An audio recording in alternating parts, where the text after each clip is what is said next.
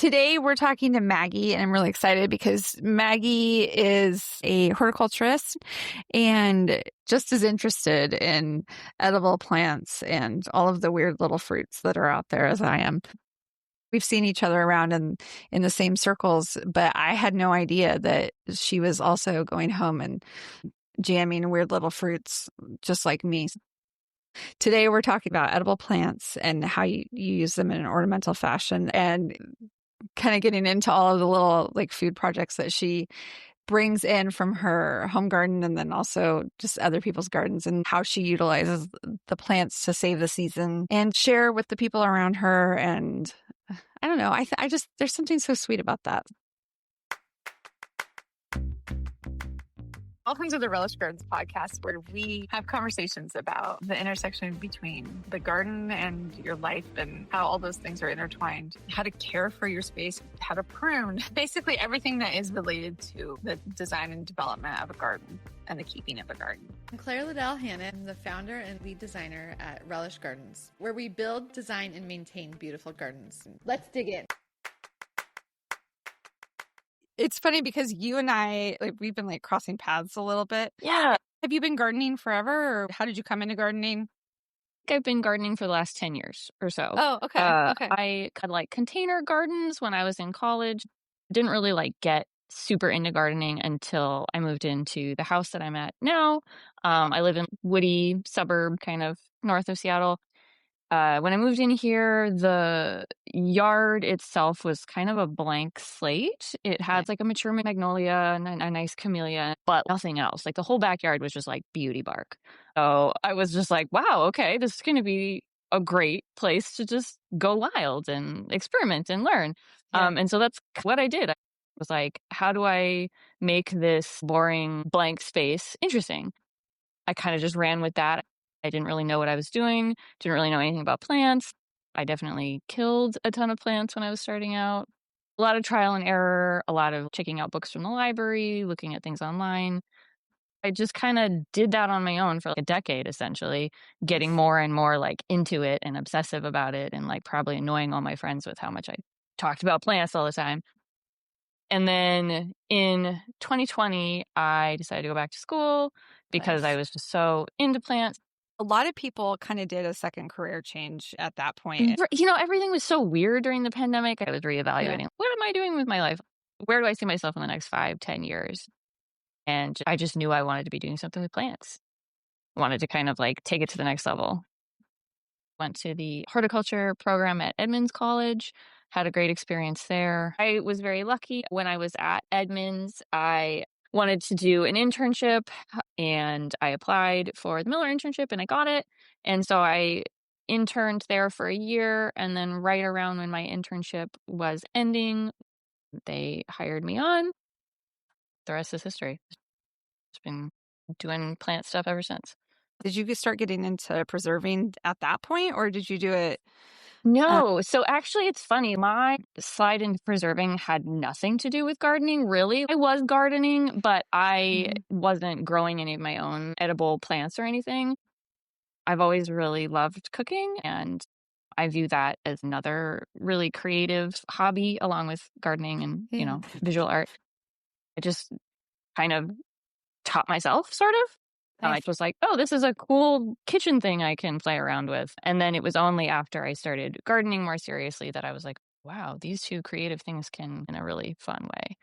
Yeah. I was really into weird cooking things, Yeah. you know, like what's a niche cooking thing that I can get into? Oh, preserving. I'll like learn all about that. And so, I just dove down that rabbit hole. Nice. Did you bring a bunch of edible plants in, or how did that play out? My garden is sort of a cottage garden in the traditional sense, in that I have ornamental plants totally planted cheek by jowl with edible plants. So I don't have like, oh, this is my ornamental garden, and then over here entirely separate is my veggie garden. To me, I like them totally mixed together.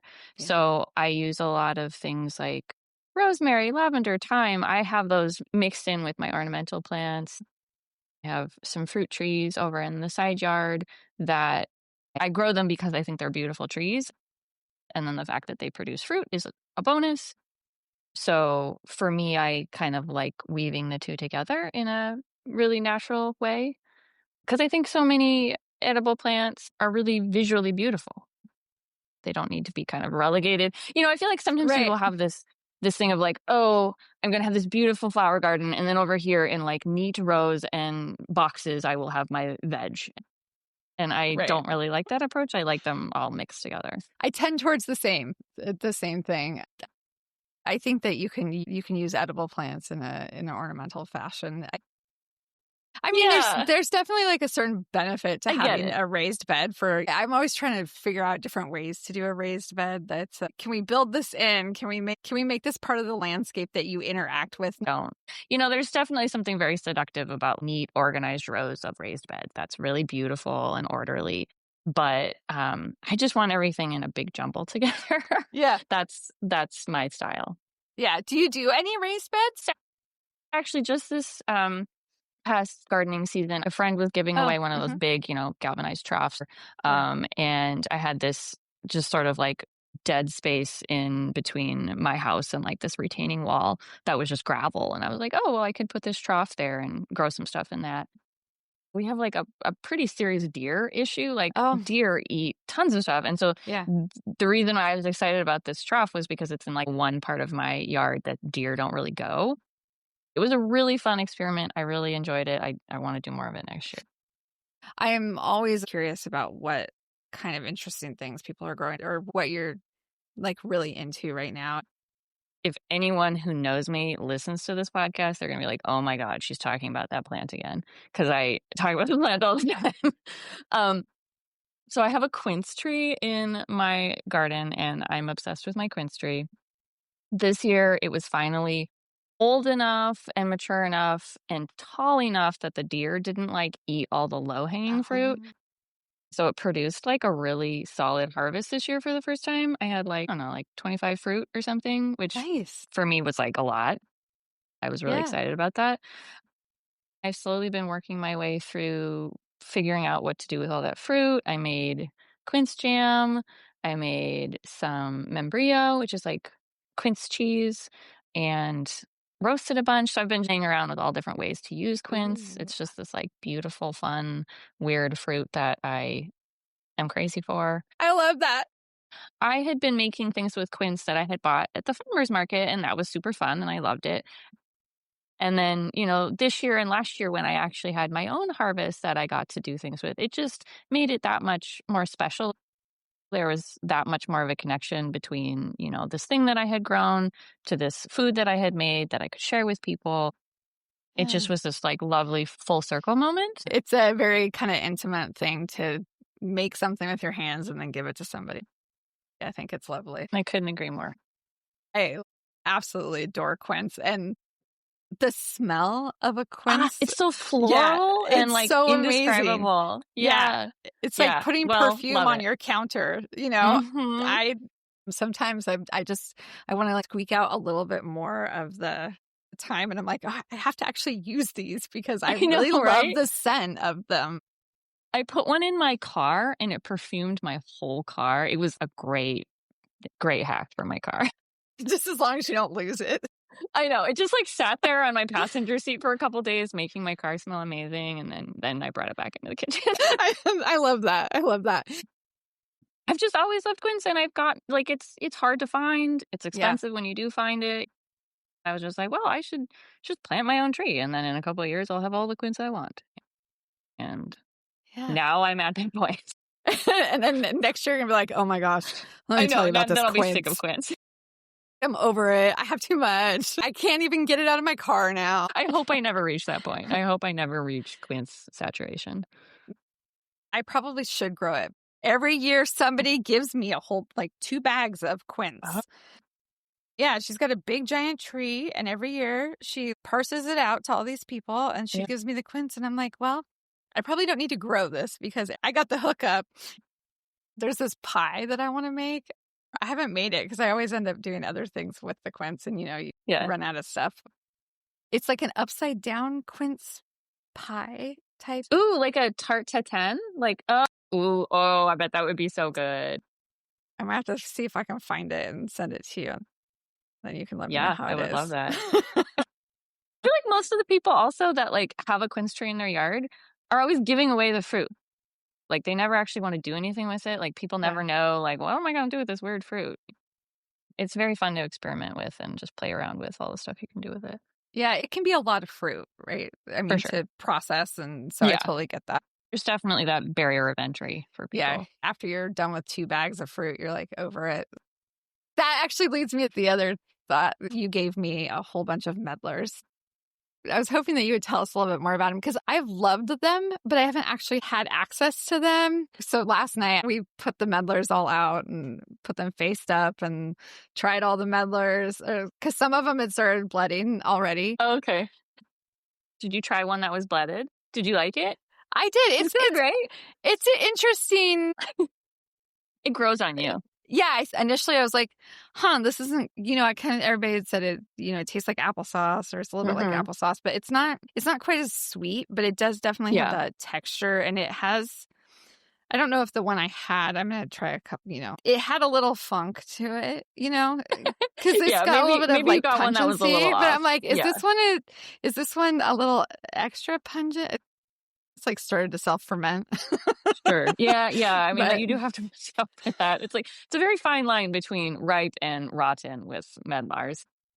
Like the fruit on its own I like it. It's fine. But like for me, I think it tastes really nice when you mix it with other things like spices or, yeah. what have you. Like just plain is like, it's okay.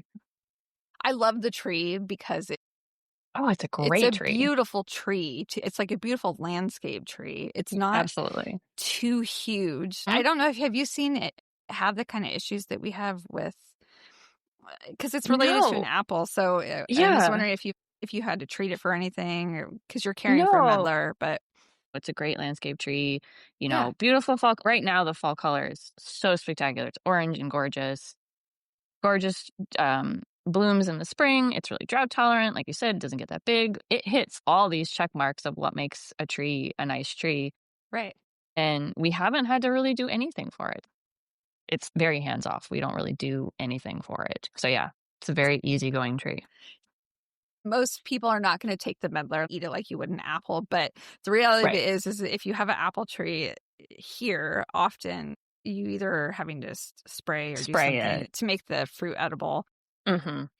They get hit with a lot of bugs and everything. Yes, everything. It's why I let the deer just eat my apples because I'm not interested in doing that whole regimen. Yeah. Right. But so the medlar doesn't seem like it gets all the bugs and pests. At least to my knowledge. Yeah. It's very easygoing. I love them. I've been obsessed with them for years. Oh, that's so great that we were able to connect you with some fruit then. I haven't planted one in my own garden. We've planted them on other properties. But yeah, they have a lovely leaf shape. They have the spring blooms. They have like all of these great things. So I'm curious to see somebody who's been working with them, what you're doing with the medlars. I basically started working with them as soon as I started working at the garden, I think this is my third fall there. And so every fall, it's been really fun. We gather up all the medlars. The reason I gave you that enormous bucket's worth, you're like, oh, wow, I didn't really want this many medlars. But like in each medlar, like after you strip the skin off and you take the seeds out, there's like max a tablespoon's worth of fruit in there. So if you want to gather enough fruit to do like any kitchen project with, you need a ton of medlars. Seriously. You need so many medlars. So my medlar method that I have perfected over the last 3 years is I wait for them to blet. So I keep them in my garage and I check them every couple days, how they're doing. Any that ripen, I bring inside. I sort of like peel the skin off. Okay. And then it sounds sort of gross, but you just sort of like squidge the flesh out like toothpaste out of a tube, kind of. You just sort of go like, I don't know how else to describe it. You gather that, and then it's got really massive seeds in it. And so the seeds are big enough that I couldn't like put the fruit through my food mill or anything. It just like gummed up the works. Yeah. So what I do is I like dump a bunch of medlars worth of pulp, seeds included, into like a sieve. And then once I've got like a decent amount in there, I sieve out all the fruit and leave Okay. the seeds behind. Does that make sense? Yeah. And you have to press really hard because the fruit is very like viscous and pulpy. So Yeah. you just like push it Oh, through this sieve. And it's really time consuming because it is a thick fruit. I mean, you're yeah. really just standing there sieving for a long time. But it's the only way that I could figure out how to get the seeds separate from the flesh without into the sticky mess. It is definitely time consuming. It's a labor of love. Yeah. It's a little bit more time intensive. If you come up with a better way, please let me know. I tried a bunch of different things. I tried to just sort of like smoosh it apart by hand and it just got everywhere. So this is what I've been doing. And then since they don't all ripen at the same time, like usually I'll get, 20 that are ripen at one point. And so I'll just like put that in a Tupperware and put it in the freezer. And then every couple days, as more ripen, I'll get that and add it until I get, a sizable tub in my freezer of pulp, essentially, Okay. the fruit. And then I'll have enough to play with. And I do all sorts of things with it. Nice. Okay, so I really quick, I want to go back because bledding is a word that we don't. What? You don't use bledding on a daily basis? I'm shocked. Yeah, unless you're really into medlars. You're deep into the medlars. It's not really a thing that most people know about. So would you explain kind of what that is? Yes. So bletting, bletting, is the word for the process that medlars undergo that makes them ripe, essentially. Like sloes in the UK, like it's a fruit that like needs to undergo a frost in order to be edible. I don't know this. I don't know this one. I told you I'm obsessed with weird fruit. So it's like I love it. medlars also like do best when they've undergone a frost. And so leaving them in your garage where it's like cold and it allows them to sort of like naturally ripen, even if they're off the tree. They change from this like little rock. I mean, when we pick them, they're rock hard, essentially inedible. And they soften into, this little fruit that is the consistency of applesauce, essentially. It's like a fruit packet. Yeah. Yeah, it's like a little fruit packet. And you can literally just go like, sure, and squeeze out all the flesh. It's kind of gross. And yeah, and then they're bletted. And like I said, it's a fine line between bletted and usable and good and like rotten. Yeah. I've done a lot of preserving and fermenting and all of that kind of stuff. I'm a little more adventurous than some people would be. Like, it's fine. I'm sure it's fine. Is this actually rotten? I don't know. It'll be fun. I'll try it. Yeah. What could go wrong, They have little spots on them. Is that when they're starting to blet? Yeah. And they change color too. Yeah. They go from being kind of orange to sort of brown. I mean, they don't look nice. I mean, nothing about a bletted medlar makes you think, wow, I want to put that in my mouth right now. Like, not at all. Yeah. But once you strip the skin off and get the seeds out, it is a really nice fruit.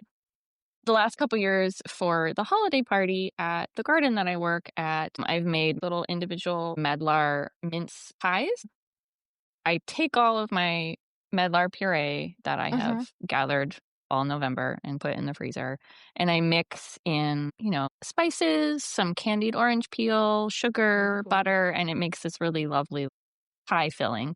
It's nice. It tastes like, apple pie adjacent, but it definitely tastes different. You can tell it's not apples. Yeah. I've had people ask me like, does it have like dates in it? Like what is this? So yeah, it's really fun. Yeah. You can tell it's definitely related, but it's not one for one. I'm definitely going to put one in my yard, at least one from other ways medlars are kind of icky, but it's a great fruit. I think they're lovely. I don't know if you've seen our logo, but it is actually a medlar. Is it really? Yeah. Yeah. Oh my gosh, that's great. I wanted something that was edible, but that wasn't going to be like automatically recognizable because I didn't want to be hemmed in by just food gardening. I think it's a fun thing when you put all this time and effort into making a dish for people to have it be something that's kind of unique. I love the example of your colleagues being like, what's in here? Because it's a gift, because it's a lot of time and energy and all of these things that you're bringing to them. Adds like an extra level to it. Like I had been making things with Quince that I had bought at the farmer's market, and that was super fun and I loved it. And then, this year and last year when I actually had my own harvest that I got to do things with, it just made it that much more special. There was that much more of a connection between this thing that I had grown to this food that I had made that I could share with people. It just Yeah. was this like lovely full circle moment that, Hmm. I mean, who doesn't like that? That's so nice. Yeah, I love it. I love it. Yeah, It's a very kind of intimate thing to make something with your hands and then give it to somebody. I think it's lovely. So, I couldn't agree more. do you preserve all year long? I'm curious about like rhythms and Yeah. the way that the garden kind of interacts with our lives. I think preserving is one of those things that can become part of that gardening rhythm. I do preserve all year round. I find it's just really fun and creative. So not everything I preserve comes from my garden. I'll Hmm. sometimes get fruit from the farmer's market or seconds fruit that I can turn into jam or something. I don't just preserve from stuff I've grown. I love doing that, but I also preserve with things that either people have gifted me or that I've bought. I really like preserving as a way to sort of freeze frame the season a little bit. I would be devastated if I let a June go by without making at least one batch of strawberry jam, just because homemade strawberry jam is such a magical thing. It's so good. It's so unlike what you can buy in the stores that, if I had to face January without a jar of my strawberry jam in my cupboard, that would feel really brutal. So Yeah. I like it as a way of celebrating the moment in time that I'm currently in, and also as a way to like gift my future self with something really lovely and sweet. Yeah. So, yeah, I like doing it all year round. It's it's just a really kind of lovely seasonal practice. Are you familiar with the book Saving the Seasons by Kevin West? Maybe I have a lot of like canning and preserving books. This is probably hands down my favorite. He came to it through his family, ended up in Los Angeles shopping the Hollywood farmers markets, preserving and doing it year round because I mean you have access to everything. I think if you're a gardener, you have books, and also if you're a cook, you have books. And I have So many books, so many so books. many books, and there's the ones that you keep coming back to, right? That Sure. are for that. So I'm curious if there's any that you kind of come back to, or how are you kind of pulling these recipes together? Yeah. Actually, I'm literally sitting next to some cookbooks right now. This book is called Jam Oh, Bake, I don't know and that it's one. really so like the main thing I like preserving is jam. And I really like this cookbook. She has really interesting jam recipes, but then she also has like, okay, now that you've made this jam, here's a whole bunch of things that you can do with it. So you don't just have Yeah. like 25 jars of jam in your cupboard. Right. Um, it's really fun, and she has really interesting like flavor combinations. One of these that I made last summer is raspberry lambic jam. Ooh. You know that Lindemann's raspberry beer that you can buy, like that Yeah, really like yeah, yeah. fruity, sweet beer? Yeah. She was talking about how if you get a bottle of that and boil it down to essentially like a concentrated Oh. almost syrup, and Hmm. then you add that to like your raspberry jam, it makes your raspberry jam just taste like super raspberry without really like doing anything. Little things like that are Yeah. just sort of like cool. But I love using alcohols and preserving and playing with the floral notes of whatever the fruit is. It just kind of like elevates it. So, what do you do with your jam? I eat a lot of it. I have a huge sweet tooth. So just like jam on toast, I can go through like a lot of jam that way. And that's partly why I love this book, because it tells you what to do with all your jam now that you've Yeah. made it. So I do try to bake with it as much as I can.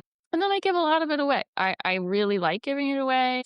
It's fun to share with other people. Like you said, it's a very intimate thing of like, I Yeah. made this with my hands and I cared about it and now I'm giving it to you. I really Yeah. love doing that. I would say I give at least like half of every batch of jam that I make to friends and family just for fun. Nice. If they started like expecting it, they're like, hey, when's the next batch coming? Yeah, it's like it's both. Like I have some people who are like, when are you going to hook me up with some more jam? And then other people are like, we have like 5 jars in the cupboard I still that we're haven't still eaten trying it. to get through. Or just like, people who don't go through jam at the rate that I do. And they're like, Right. okay, well, 2 jars was nice. I don't know if I need like any more now. You're like, that's gold. I'm going to take that back. I don't have any more of that from this year. So. Yeah. I want to talk about all your favorite weird food adjacent plants to put in the garden, because there's so many that you don't have to treat as a food plant. We do have a number of plants there that have edible fruit or what have you, like the medlar. We have, lots of evergreen huckleberries, that kind of thing. I would say for the most part at the garden, we don't treat any of those plants at all differently from any of our other ornamental plants. Like the medlar stands on its own as a beautiful landscape tree. Love that, because I think I'm constantly kind of trying to steer people. It's like, how much time do you really have or how much time are you going to realistically put into harvesting? All that fruit takes a lot of time. There's all these plants that have edible qualities, but they'll be there for you when you want to do like a edible project, but it's not going to be one of those things that is going to suck time away. You don't want to be stressed by it. Yeah. You don't want this to be like a stressor in your life. You want it to be a fun thing that you do for fun. Do you have anything that you kind of want to grow? I would love to grow a luma tree. We have lumas at the garden. It's a really beautiful tree. It has this gorgeous kind of mottled peely bark. Really, really, really beautiful. Dell actually brought in some of the fruit from his luma tree, and I didn't really like the fruit. Like, I don't think it's all that tasty. So I would totally grow a luma in my garden.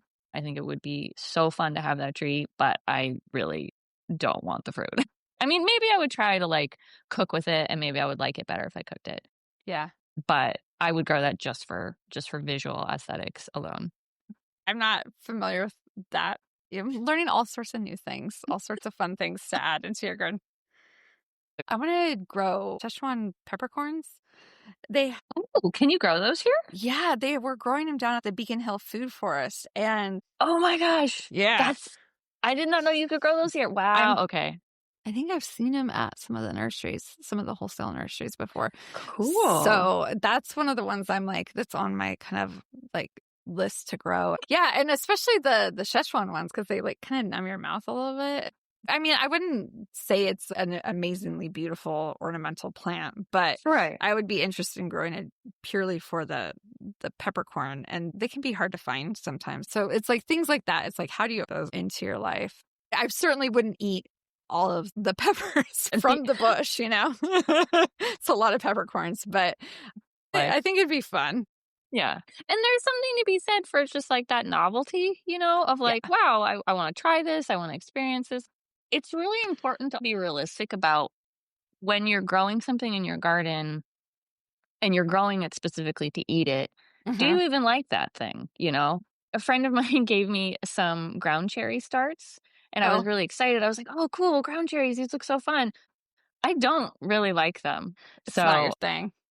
Yeah, it was fun. I enjoyed growing them, but I'm not going to grow them next year because I don't enjoy that fruit, and I'll grow something else.